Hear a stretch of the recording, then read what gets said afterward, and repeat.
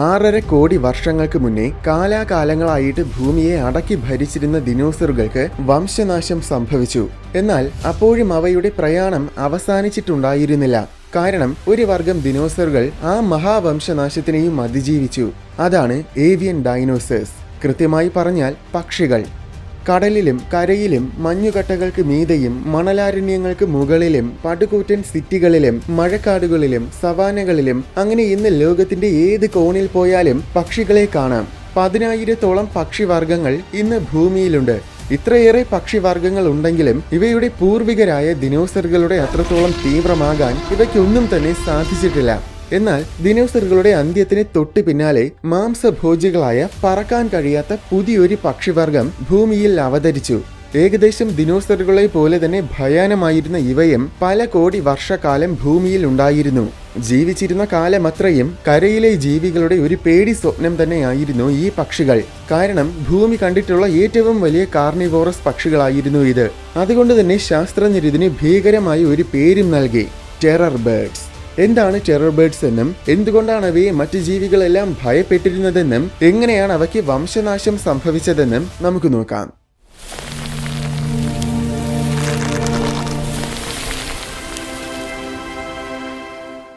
ഏകദേശം 5 കോടി വർഷങ്ങൾക്ക് മുൻപ് സൗത്ത് അമേരിക്കയിൽ നിന്നുമാണ് ടെറർ ബേർഡ്സിന്റെ ചരിത്രം തുടങ്ങുന്നത്.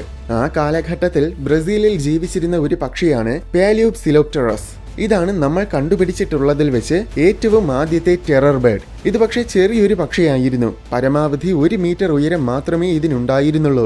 എന്നാൽ കാലക്രമേണ ഇവ കൂടുതൽ വലിപ്പം വയ്ക്കാൻ തുടങ്ങി.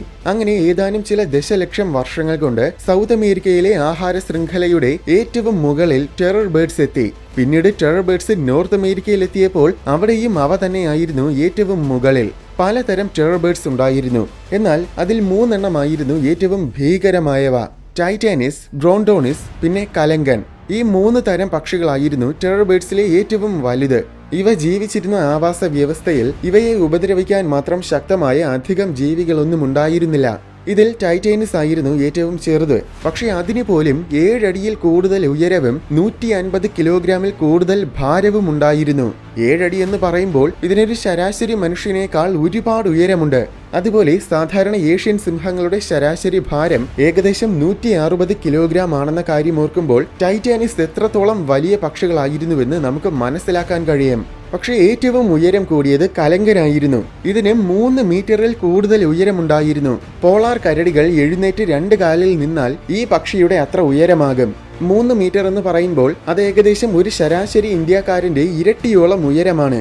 ഇന്നത്തെ ഏറ്റവും വലിയ പക്ഷിയായ ഓസ്ട്രിച്ചിന്റെ ഇതുവരെ രേഖപ്പെടുത്തിയിട്ടുള്ള ഏറ്റവും കൂടിയ ഉയരം പോലും 2.8 മീറ്റേഴ്സ് ആണ്.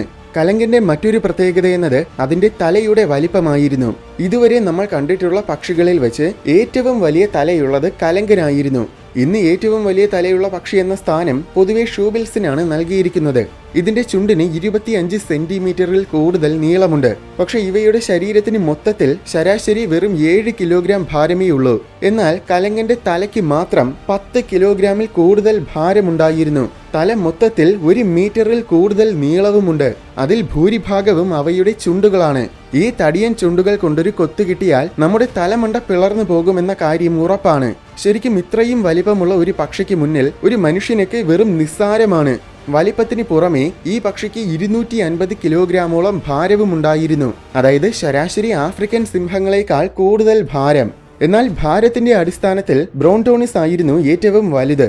ഇതിന് ഏകദേശം 400 കിലോഗ്രാമോളം ഭാരമുണ്ടായിരുന്നു. പോളാർ ബിയേഴ്സ് കഴിഞ്ഞാൽ പിന്നെ ഇന്ന് ലോകത്തിലെ ഏറ്റവും വലിയ ഇര പിടിക്കുന്ന ജീവികളാണ് സൈബീരിയൻ കടുവകൾ. രേഖപ്പെടുത്തിയിട്ടുള്ള ഏറ്റവും ഭാരം കൂടിയ സൈബീരിയൻ കടുവയ്ക്ക് പോലും ഇതിനേക്കാൾ കുറച്ചുകൂടെ ഭാരം മാത്രമേ ഉണ്ടായിരുന്നുള്ളൂ. അപ്പോൾ ഈ പക്ഷികൾ എത്രത്തോളം ഭീകരമായിരുന്നുവെന്ന് ചിന്തിച്ചു നോക്കൂ. ഭൂമിയിൽ ഉണ്ടായിട്ടുള്ള കാർണിവോറസ് പക്ഷികളിൽ ഇത് തന്നെയാണ് ഏറ്റവും ഭാരം കൂടിയത്. മൊത്തത്തിൽ നോക്കിയാലും ഭൂമിയുടെ ചരിത്രത്തിലെ ഏറ്റവും ഭാരം കൂടിയ പക്ഷികളിൽ ബ്രോണ്ടോണിസിന് 4ാം സ്ഥാനമാണ്. ഇതിന്റെ ഉയരവും തീരെ കുറവൊന്നുമല്ല. ഇതിന് ഏകദേശം 9 അടിയോളം ഉയരമുണ്ടായിരുന്നു. അതായത് കലങ്കനേക്കാൾ വെറും 1 അടി കുറവ്. ഇത്രയും വലിപ്പമൊക്കെ ഉണ്ടായിരുന്നെങ്കിലും ഇവയ്ക്ക് വളരെ വേഗം ഓടാൻ സാധിച്ചിരുന്നു. ഏറ്റവും വലിയ ടെറർ ബേഡ്സിന് പോലും കുറഞ്ഞത് 48 km/h വേഗത്തിലെങ്കിലും ഓടാൻ കഴിഞ്ഞിരുന്നിരിക്കുമെന്നാണ് നിഗമനം. അപ്പോൾ റെക്കോർഡ് ചെയ്തിട്ടുള്ള ഏറ്റവും വേഗത്തിലോടിയ മനുഷ്യനേക്കാൾ കൂടുതൽ വേഗത്തിൽ ഈ ഭീമൻ പക്ഷികൾക്ക് ഓടാൻ സാധിച്ചിരുന്നു. എന്നാൽ കുറച്ചുകൂടി വലിപ്പം കുറഞ്ഞ ചില ടെറർ ബേഡ്സിന്, ഉദാഹരണത്തിന് പാറ്റഗോണിസ് പക്ഷികൾക്ക് 70 km/h വേഗത്തിൽ വരെ ഓടാൻ കഴിഞ്ഞിരുന്നു. അതായത് ഓസ്ട്രിച്ചിന്റെ അത്ര വേഗത്തിൽ. പക്ഷേ അതിലുള്ള വ്യത്യാസം എന്നത് ചീറ്റകൾ പോലെയുള്ള പ്രഡറ്റേഴ്സിൽ നിന്നും ഓടി രക്ഷപ്പെടാൻ വേണ്ടിയിട്ടാണ് ഓസ്ട്രിച്ചുകൾ ഇത്രയും വേഗത്തിൽ ഓടുന്ന തരത്തിൽ പരിണമിച്ചത്. എന്നാൽ ടെറർ ബേഡ്സ് ആണെങ്കിൽ അത്തരം പ്രഡറ്റേഴ്സിനെ നിഷ്പ്രയാസം ആഹാരമാക്കും. ഇവ ഇര പിടിക്കുകയും ചെയ്യും. അതേസമയം മറ്റ് ജീവികൾ പിടിച്ച ഇരകളെ മോഷ്ടിക്കുകയും അതുപോലെ ചത്ത ജീവികളെ ആഹാരമാക്കുകയും ചെയ്തിരുന്നുവെന്നാണ് കരുതുന്നത്. ഇവ ഇര പിടിക്കുന്ന രീതി ശരിക്കും ഭീകരമാണ്. വലിയ ടെറർ ബേഡ്സിനെല്ലാം ഭീമാകാരമായ നീളമുള്ള ചുണ്ടുകൾ ഉണ്ടെങ്കിലും അത് വെച്ച് മറ്റ് മാംസഭോജികളെ പോലെ ഇരകളെ ശക്തമായിട്ട് കടിക്കാനൊന്നും ഇവയ്ക്ക് കഴിയില്ല. അതിന് പകരം ഈ കൂർത്തു വളഞ്ഞ ചുണ്ടുകൾക്ക് മറ്റൊരു പ്രത്യേകതയുണ്ട്. എന്താണെന്നാൽ സാധാരണ പക്ഷികളുടെ ചുണ്ടുകൾ എന്നത് അവയുടെ തലയോട്ടിയുടെ കൂടെ ചേർന്നിരിക്കുന്നത്.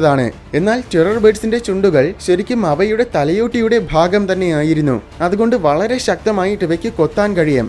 അങ്ങനെ ഇരകളെ ചറ പറന്ന് കൊത്തും. ആ കൊത്തിൽ തന്നെ ഇര ഒരു പരുവമായിട്ടുണ്ടാകും. അതിനു പിന്നാലെ അവയുടെ ബലിഷ്ഠമായ കാലുകൾ കൊണ്ട് ഇരയെ ചവിട്ടി മെതിക്കുകയും ചെയ്യും. എന്നിട്ട് ഇരയെ ചുണ്ടുകളിൽ എടുത്ത് ശക്തമായിട്ട് കുടയുകയും ശേഷം തൂക്കിയെടുത്ത് തറയിലടിക്കുകയും ചെയ്യും. അപ്പോഴേക്കും ഇര ചമ്മന്തിയായിട്ടുണ്ടാകും. അങ്ങനെ പിടിക്കുന്ന ഇരയെ ചമ്മന്തിയാക്കിയാണ് ടെറർ ബേഡ്സ് ഭക്ഷിച്ചിരുന്നത്. അതിനു പുറമെ കാലുകളിൽ 10 സെന്റിമീറ്ററിൽ കൂടുതൽ നീളമുള്ള വളരെ കൂർത്ത നഖങ്ങളുമുണ്ട്.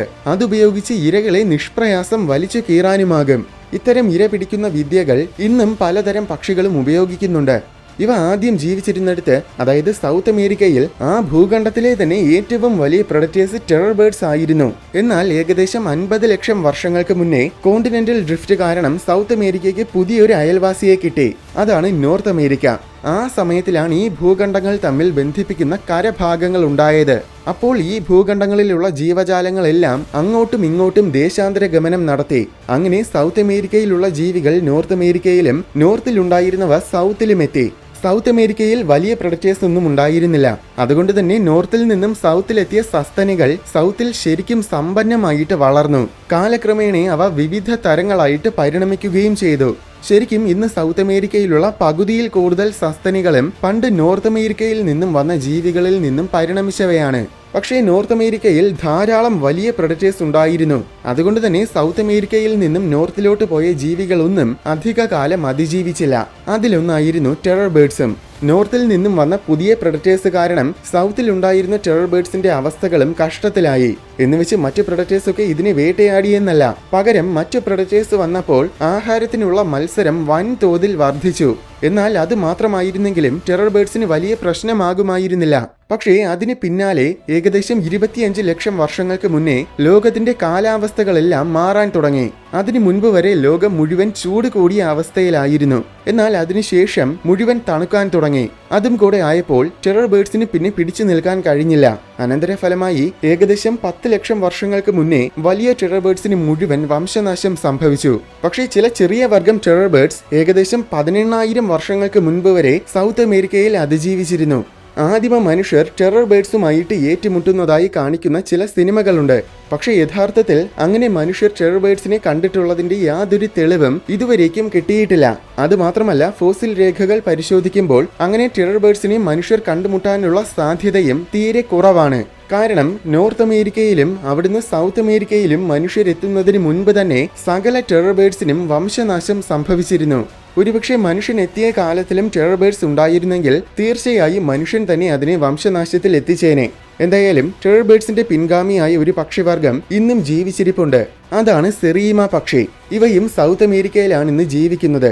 ടെറർ ബേഡ്സിന്റെ പല സ്വഭാവങ്ങളും ഇവയ്ക്കുമുണ്ട്. പക്ഷേ ഇവ ടെറർ ബേഡ്സിനേക്കാൾ വളരെ ചെറുതാണ്.